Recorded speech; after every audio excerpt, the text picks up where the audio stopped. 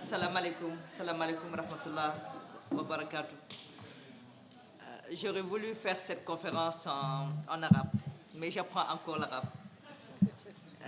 Mais je peux dire salam alaikum, parce que je suis sénégalaise d'abord. On sait que le Sénégal et la Mauritanie, c'est des relations très fortes.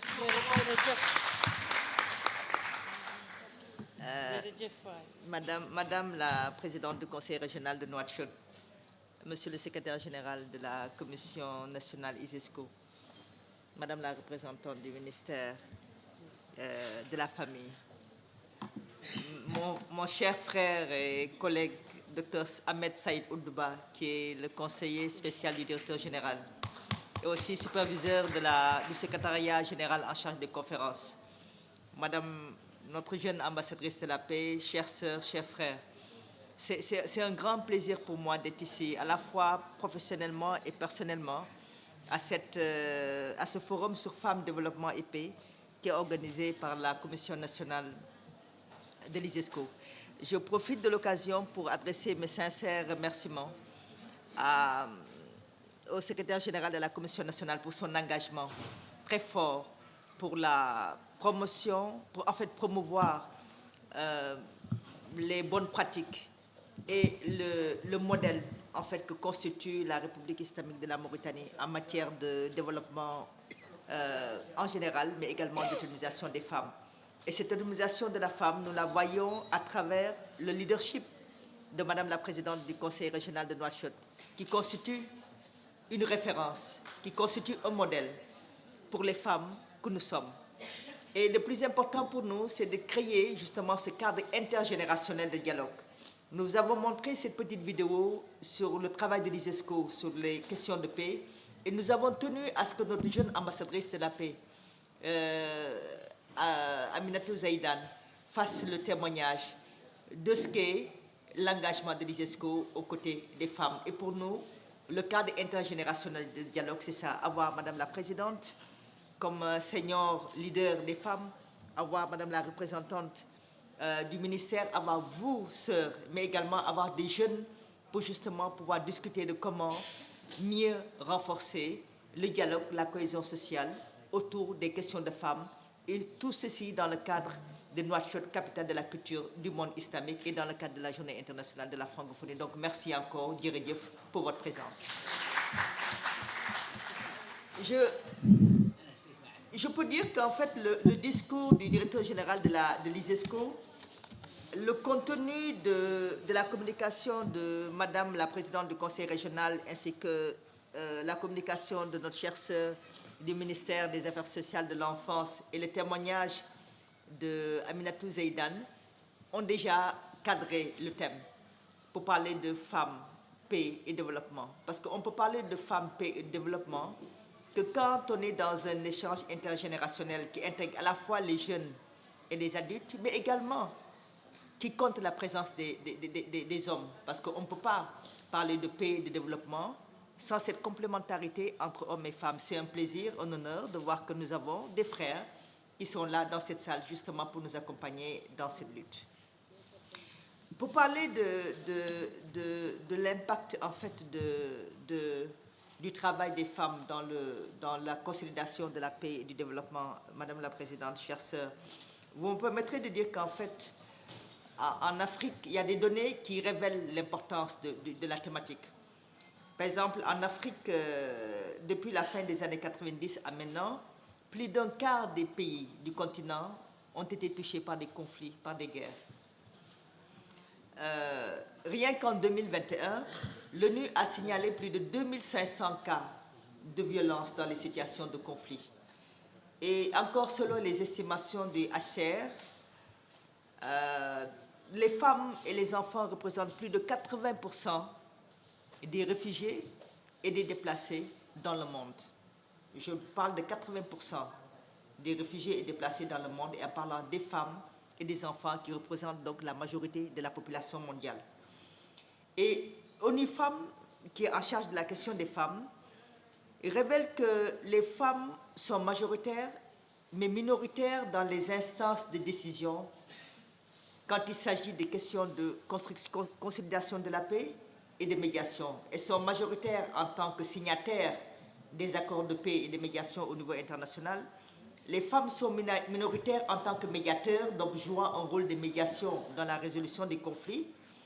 Elles sont également minoritaires parce que constituant quelque 3,7% en tant que témoins dans les situations de résolution de conflits. Mais également, elles sont à peine 9% dans les processus de négociation, alors que, traditionnellement, nous savons que les femmes ont toujours joué un rôle très important dans la résolution et dans la pacification de nos pays. J'en veux pour exemple, il y a l'exemple des femmes du Wallo, il y a l'exemple des femmes de la Mauritanie, d'autres pays, qui ont eu à jouer un rôle fondamental dans la pacification des relations entre pays, mais également dans la stabilité. Donc, majoritairement, les femmes sont présentes au niveau international, donc en Afrique, que ce soit aussi en Mauritanie, parce que constituant près de la moitié de la population, mais minoritaires dans les prises de décision et dans la capitalisation des activités économiques. Et pourtant, elles constituent près de 62% des biens économiques au niveau continental, mais malheureusement minoritaires. Et pourtant, nous avons entre 70 et 90% des richesses de l'Afrique qui sont générées, et moins de 10% de ces terres appartiennent à des femmes. Donc il y a lieu de pouvoir renforcer la présence des filles et des femmes dans le développement en général et dans le processus de paix. Je parle du développement parce que les inégalités socio-économiques ne favorisent pas la paix. Quand les femmes n'ont pas les moyens économiques d'accompagner le développement du pays, quand les femmes n'ont pas suffisamment de moyens économiques pour subvenir aux besoins des familles, accompagner les époux, nous pouvons rarement parler de paix parce qu'il y a une grande tension au niveau familial. Et les tensions familiales et communautaires impactent sur le développement en général et sur le bien-être. Donc il est important de parler de cette question d'égalité des chances au niveau socio-économique pour qu'on ait plus de cohésion sociale, plus de paix.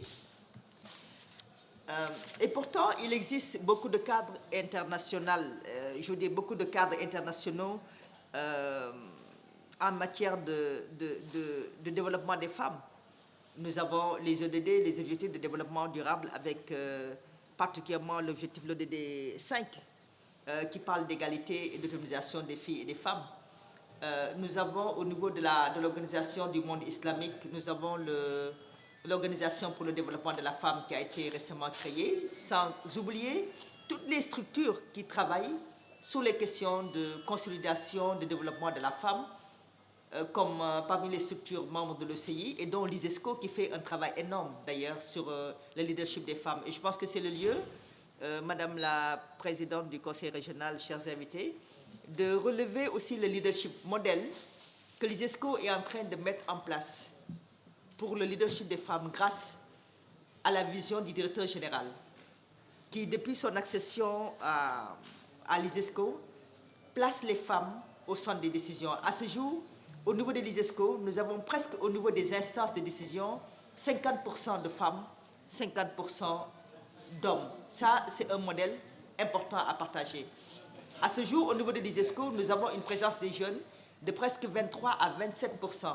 Donc, quand un leadership compte sous les jeunes et les femmes pour renforcer les programmes au sein des pays, je pense que ce leadership et ce modèle est à promouvoir, et c'est le lieu de féliciter le directeur général pour ce positionnement fort qu'il fait autour de la femme, positionnement fort qu'il fait qu'il a accompagné l'organisation de ce forum pour accompagner et renforcer bien sûr la Mauritanie en matière de leadership, d'autonomisation des femmes et surtout de promotion des femmes comme artisanes de la paix. Je parlais des cadres institutionnels au niveau international.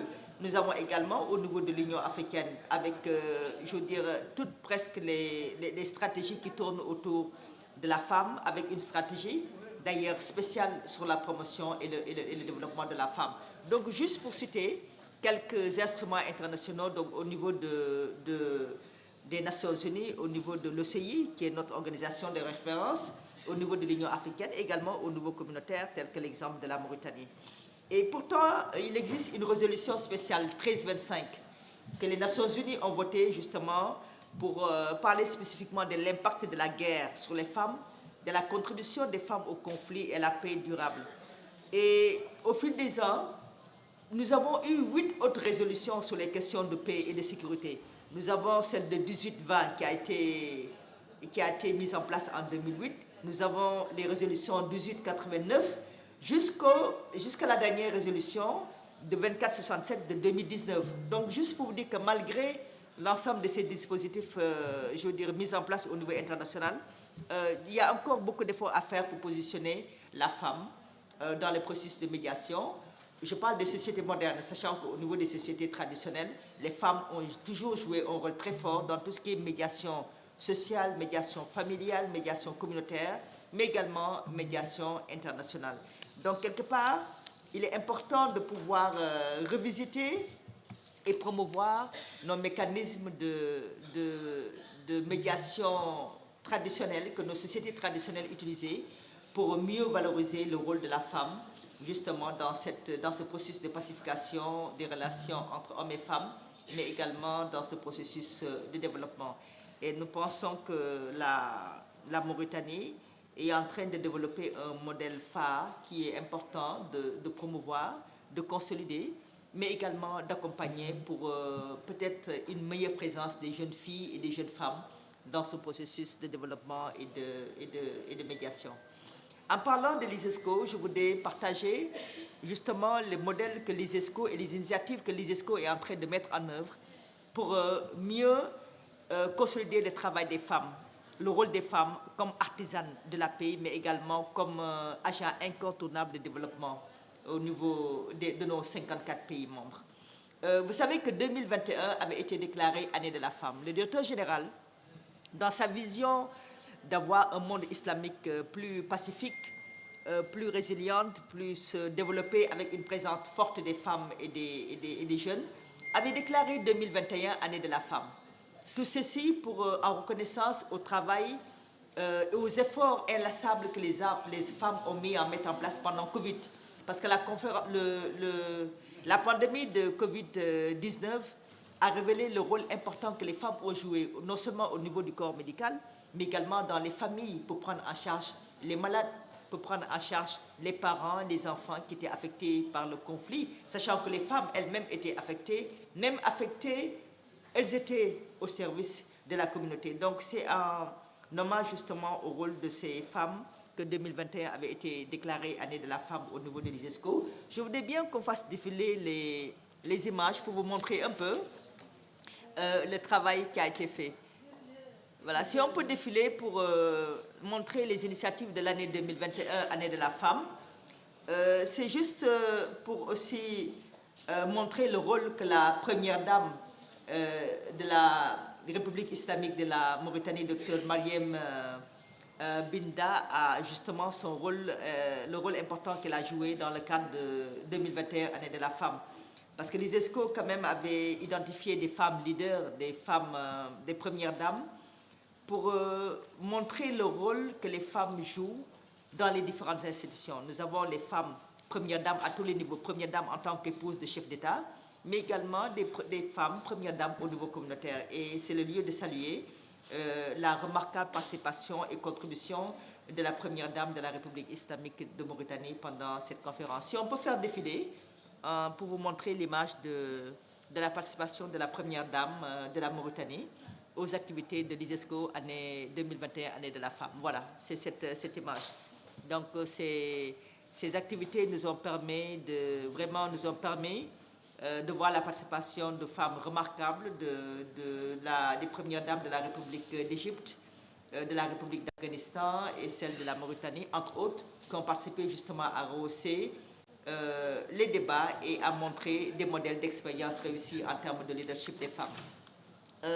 Toujours dans le cadre, si on fait défiler pour encourager les initiatives et projets des femmes, l'ISESCO a mis en place beaucoup de programmes justement sur le projet d'entrepreneuriat. Par exemple, au niveau de la culture, qui est un élément extrêmement important, il y a eu le lancement des prix destinés aux femmes créatives avec un esprit entrepreneurial justement pour pouvoir valoriser la poésie.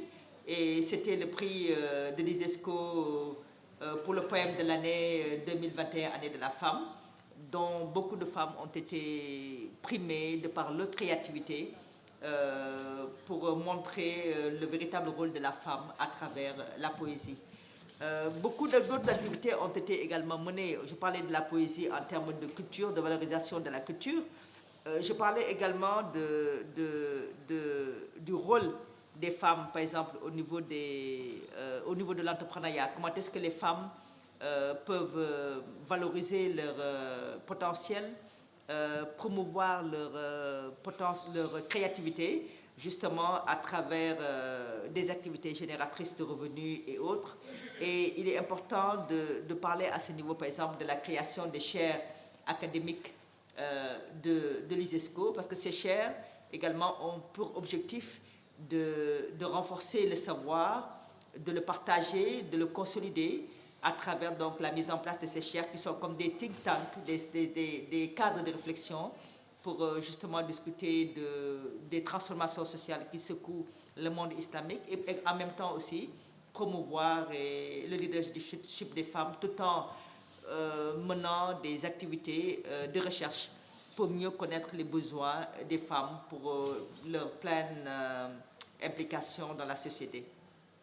On avait donc, il y a aussi eu le lancement des programmes de formation spécialisée, par exemple, avec l'octroi de 73 bourses d'études au titre de l'Académie 2020-2021, dont 50% de femmes, pour montrer également le rôle que joue l'ISESCO pour renforcer l'éducation des femmes et pousser les femmes à être beaucoup plus présentes dans les études. Nous avons également eu un autre programme très intéressant sur l'appui à l'entrepreneuriat et la l'autonomisation des femmes. Ce projet qui a consisté à identifier 10 pays de l'Afrique, dont la République islamique de la Mauritanie, pour accompagner les coopératives locales à fabriquer du savon liquide, des masques, du gel hydroalcoolique. Et c'est le lieu de féliciter la Commission nationale mauritanienne qui a permis aux coopératives de jeunes et de femmes de la Mauritanie de faire preuve de créativité et d'accompagner l'action gouvernementale justement pour lutter contre la COVID-19. Donc ça, c'est le projet dont je vous ai parlé, donc avec 10 pays africains, donc Mauritanie, nous avons le Maroc, le Sénégal, le Mali, le Burkina Faso, la Côte d'Ivoire, le Niger, le Nigeria, le Soudan et le Tchad.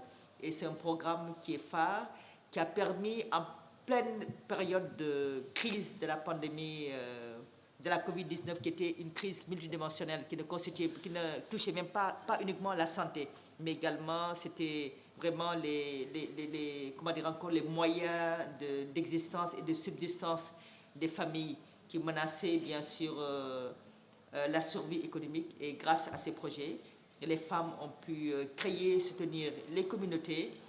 C'est là où il est extrêmement important de parler déjà du travail qu'effectuent les collectivités justement territoriales et locales pour valoriser la femme, et tout ceci dans un principe et dans un souci de cohésion sociale et de développement. Si on peut avancer aussi, nous verrons qu'au niveau de l'ISESCO, il y a eu beaucoup d'autres projets aussi qui concernent, je parlais de la culture, je parlais du volet social et humanitaire, mais le volet science est très important, parce que promouvoir l'éducation aussi, c'est non seulement faciliter l'accès des filles à l'école, renforcer leur présence pour qu'elles puissent achever les cycles et être performantes, mais également c'est renforcer la participation des femmes dans les disciplines scientifiques, mathématiques. Et à ce niveau, l'ISESCO aussi appuie énormément les femmes pour qu'elles soient plus présentes dans les disciplines en rapport avec les sciences spéciales et vraiment qu'elles soient très fortes en matière de technologie, pour qu'elles soient ingénieures et pour qu'elles puissent être pilotes et qu'elles puissent être dans l'astronomie, en fait des métiers qui habituellement sont réservés aux femmes. Un élément qui est très important, c'est cette question de valorisation de consolidation de la paix. c'est l'élément en rapport avec la nutrition. Tout à l'heure, il y avait une figure qui parlait de l'agriculture pour la nutrition. Vous savez que la question des terres, la question des moyens de subsistance et d'existence sont pour la plupart à l'origine de beaucoup de conflits en Afrique et dans la plupart de nos pays. C'est la raison pour laquelle les ESCO travaillent beaucoup à accompagner les femmes et les jeunes pour tout ce qui est agriculture. Je veux dire, pour une agriculture qui répond beaucoup plus aux besoins des communautés, mais également une agriculture qui est également pour la nutrition. Et quand on parle de la nutrition, c'est pouvoir lutter contre tous les phénomènes de malnutrition qui affectent les enfants, mais également qui affectent les adolescents, parce qu'ils ont un besoin beaucoup plus certain en termes d'énergie et de ressources alimentaires. Pour revenir à la question de la paix, Mintou a fait son témoignage sur le programme, justement, sur ce programme de paix des jeunes ambassadeurs de la paix, qui est un programme qu'on appelle le programme de mobilisation et de formation des jeunes et des femmes sur la paix. À travers ce programme, nous avons pu revisiter le paradigme du capital humain, plaçant la paix comme fondement de tout développement. Et c'est une approche dont Mintou parlait qui s'appelle l'approche à 360 degrés, qui fait intervenir toutes les variables de la paix autour, toutes les variables du développement autour de la paix, que ce soit l'éducation, que ce soit l'environnement, les changements climatiques, que ce soit les sciences, technologies, les éléments sociaux. En fait, tout tourne autour de la paix, ce qui fait qu'on l'a fait comme la paix, comme les racines. C'est les racines, en fait, qui nourrissent l'arbre, et cet arbre, c'est la vie, cet arbre, c'est l'humanité, c'est tout notre patrimoine, avec tout un élément, un ensemble d'éléments sur les perspectives démographiques, économiques, culturelles, scientifiques, de sécurité alimentaire, mais également des questions de genre. Et bien sûr, les éléments qui l'alimentent, ce sont les jeunes et les femmes, puisque majoritairement démographique, du point de vue démographique. Donc cette approche sur l'approche de la paix à 360 degrés donne un élément, fait introduire aussi des éléments importants qui n'étaient pas réellement pris en compte. Par exemple, la question de la santé mentale.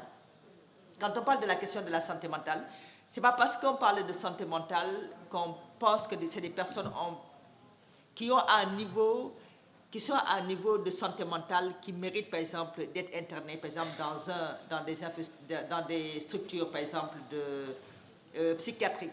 On parle de santé mentale en termes de bien-être. Comment faire pour qu'on ait plus d'équilibre, plus de confiance en soi et plus de tranquillité et de sérénité au sein des familles. Et cet élément est très important à introduire. Et la question du sport, qui est également un outil de cohésion sociale.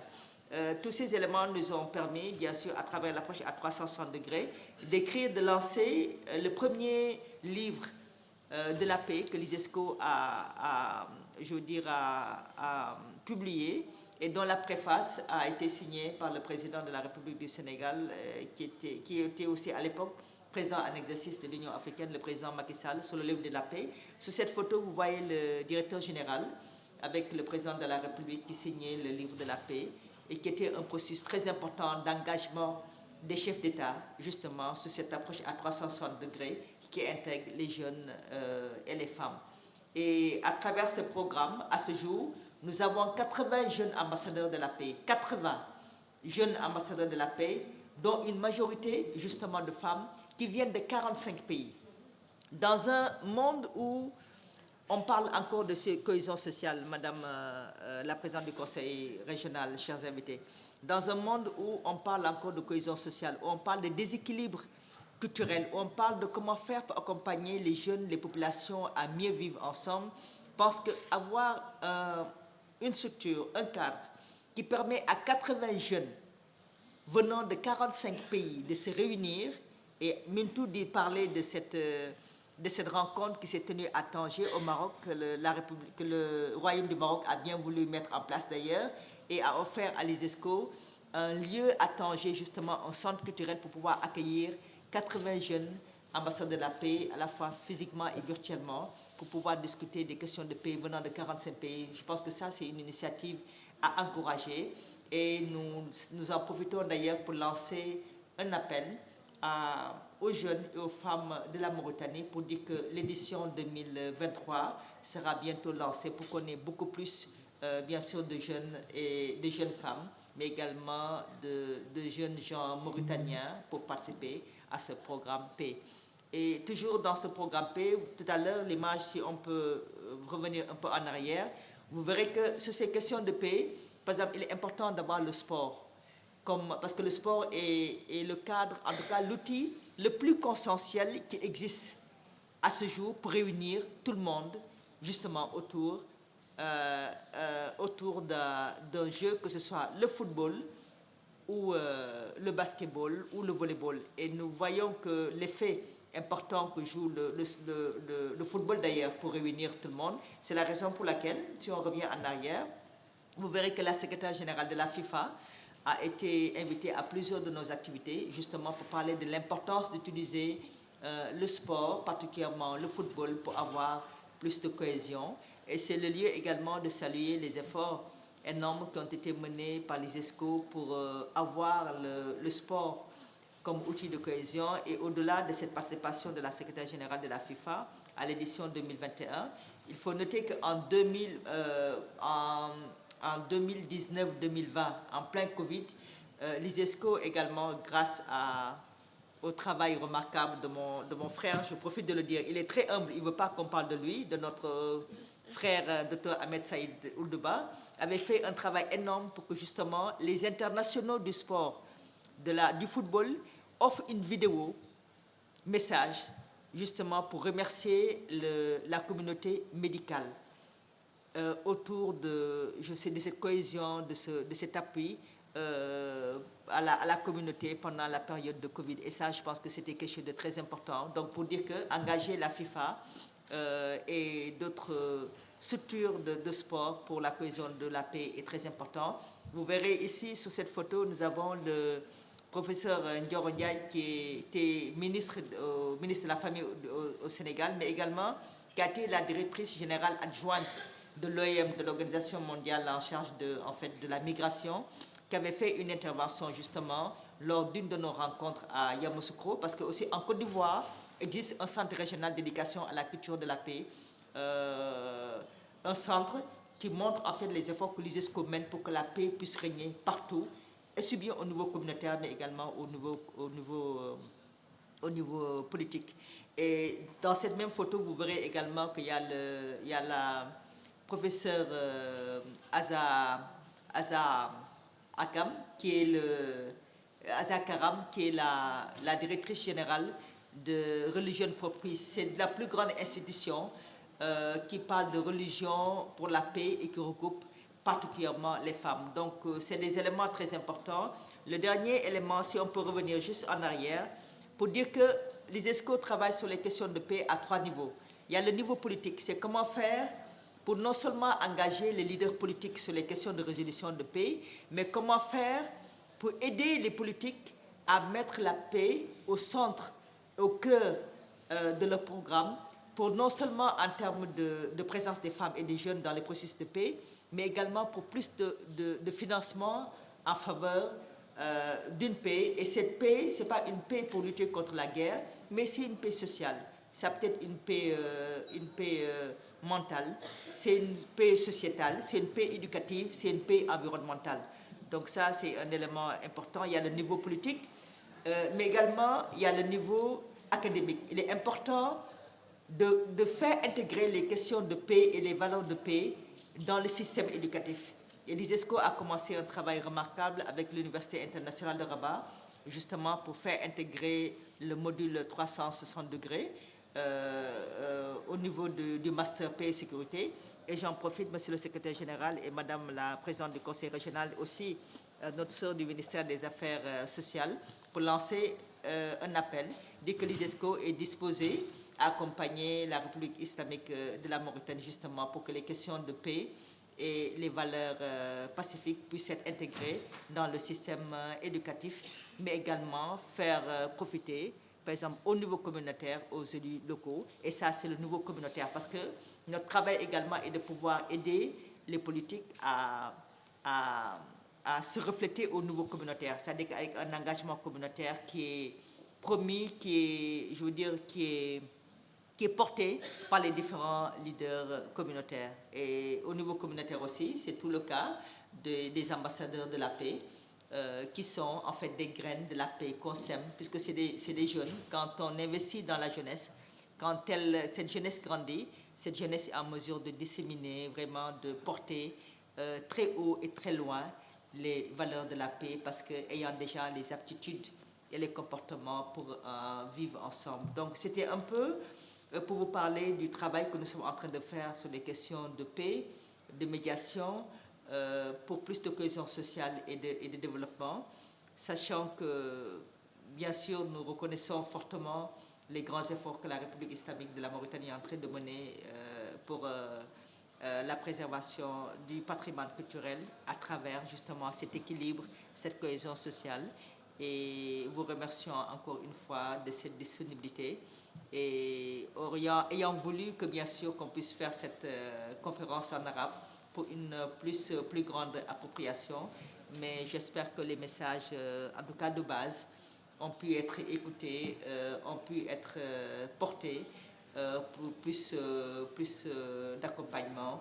Donc merci encore à la République islamique de la Mauritanie au nom du directeur général, de mon collègue Ahmed Saïd ici présent et de l'ensemble de l'équipe de l'ISESCO pour un monde plus développé avec les femmes comme artisanes de paix, beaucoup plus accompagnées pour plus de résilience. Merci beaucoup.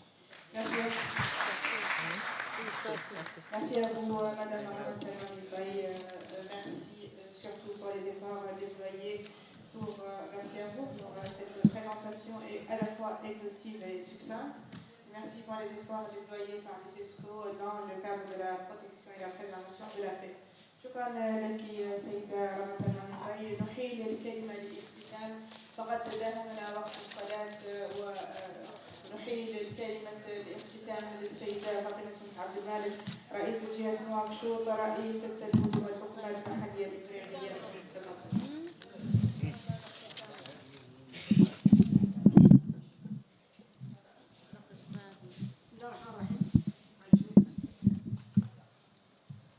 Merci notre très cher Amata pour ce bel exposé. Donc rassurez-vous, tout le monde a compris. Donc on n'avait pas de problème de...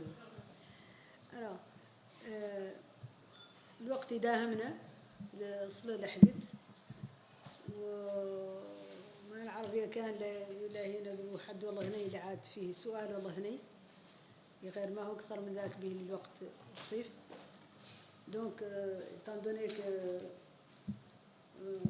la prière est déjà là, on va juste permettre à une ou deux réactions de la salle et puis clôturer notre session qui, je l'espère, a été très important. Et حد منكم والله ثني لا حد والله ثني والله واحدة والله ثني شتوا انتي قباي حشتوا ثم اللي حداها. السلام عليكم ورحمة الله وبركاته. السلام.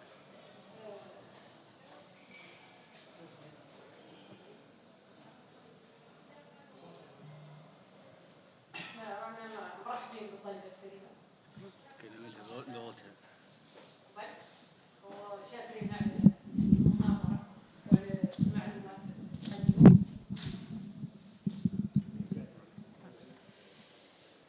حقيقة عن هذا التقديم قد يعود كان أطول من هذا به اللي إلى كل نقطة منه وعمقت كان قد غير هي اختصرته وقد قدمت لنا فيه المفيد اللي يعني أعطانا معلومات جيدة عن جهود المشكورة لهذه المنظمة في إطار بعد قاع أولا في إطار مكان تعزيز مكانة المرأة في المنظمة 50% في القيادة في الوظائف القيادية. هذا ما هو قليل c'est pas simple quand même.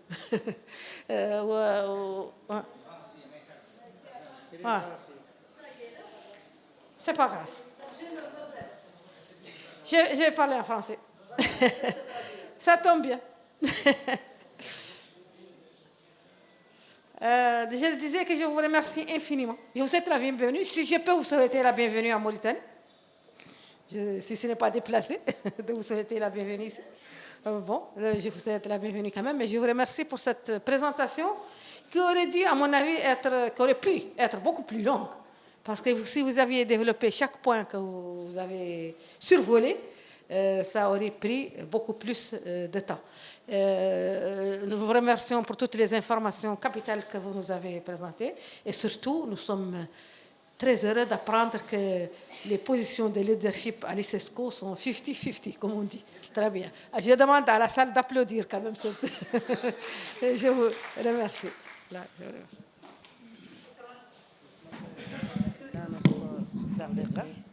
السلام عليكم من تسونو تور نيو جيجينو موريتاني maa ngi lay nuyu di la wax ni fi nga nekk ni mën nga ko nekk lii yëpp ñoo ko bokk même bu nu gën a bare lii danaa ko waxaat seen liggéey gërëm nañ ko soxla nañ ko te moom la ñu doon xaar te dama bëgg leen wax ni bu leen fàtte jigéen yi nga xam ni politique rek la ñuy def amuñu beneen liggéey مرحبا دونك انا دا رحبت باختي في بلدها الثاني وقلت لها عن هذه الشغله الحمد لله قارة فينا وكنا نتوقعوا من هذا يعني الحمد لله نعرفوا ذاك الجار هانا ونوصي على المراه السياسيه بصفه خاصه والسواقع يعود ذاك فيه شوي من الانانيه هذه الترجمه الحرفيه شكرا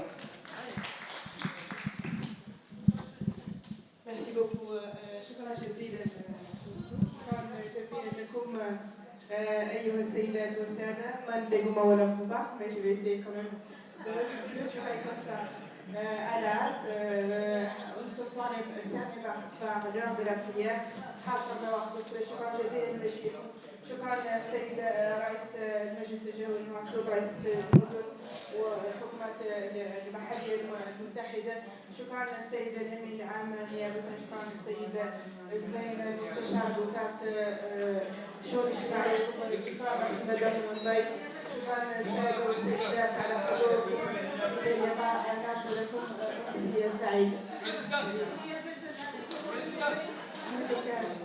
نيابة عن الوزير هي نيابة عن